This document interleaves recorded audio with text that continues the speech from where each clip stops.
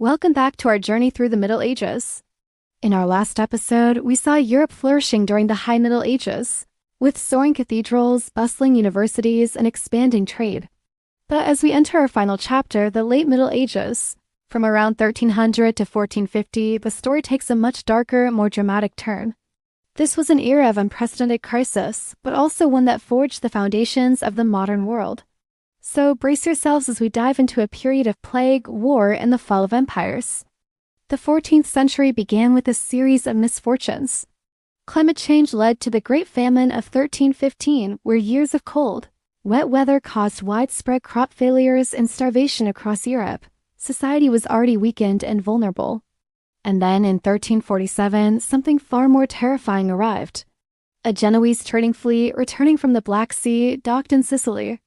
Aboard their ships were not just spices and silks, but rats carrying fleas infected with a deadly bacterium, Yersinia pestis.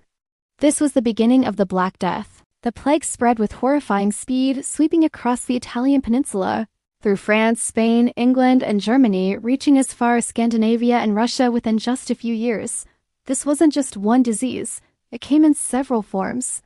The bubonic plague caused painful swellings called buboes in the armpits and groin. The pneumonic plague attacked the lungs and was spread by coughing.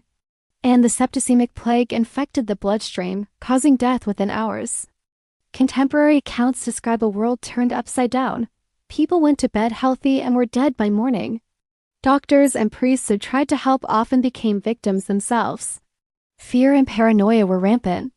Many believed it was a punishment from God, leading to waves of religious fervor and, tragically, the persecution of minority groups, particularly Jews who were falsely blamed for poisoning wells. The sheer scale of the death was unimaginable. It is estimated that the Black Death wiped out between 30 to 60% of Europe's population. Entire villages were abandoned and cities were hollowed out. In Florence, the chronicler Giovanni Boccaccio wrote that the dead were piled up in the streets like so much garbage. This massive loss of life had profound and unexpected consequences. Before the plague, Europe was overpopulated, and peasants were tied to the land with few rights. But suddenly, there was a severe labor shortage. With far fewer people to work the fields, surviving peasants found themselves in a new position of power.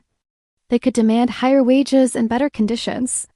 Many left their old manners in search of better opportunities, a freedom they never had before. This newfound leverage terrified the nobility. They tried to pass laws like the Statute of Laborers in England, to freeze wages at pre-plague levels. But you can't argue with supply and demand.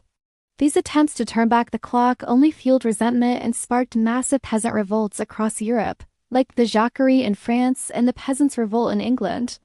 Although these uprisings were brutally crushed, they signaled a major crack in the old feudal system.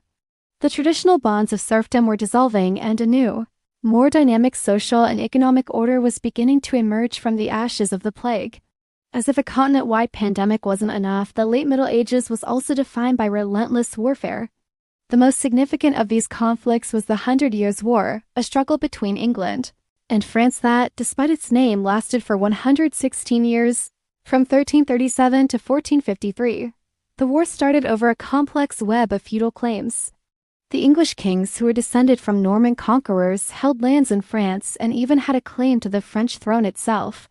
When the French king died without a direct heir, England's Edward III saw his chance. The war saw dramatic shifts in military technology and tactics.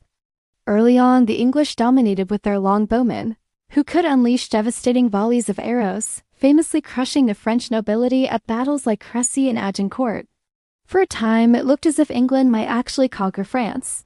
But the tide turned with the appearance of one of history's most iconic figures, Joan of Arc. A young peasant girl who claimed to receive divine visions, she inspired the flagging French army, lifting the siege of Orleans and leading the French to a series of stunning victories.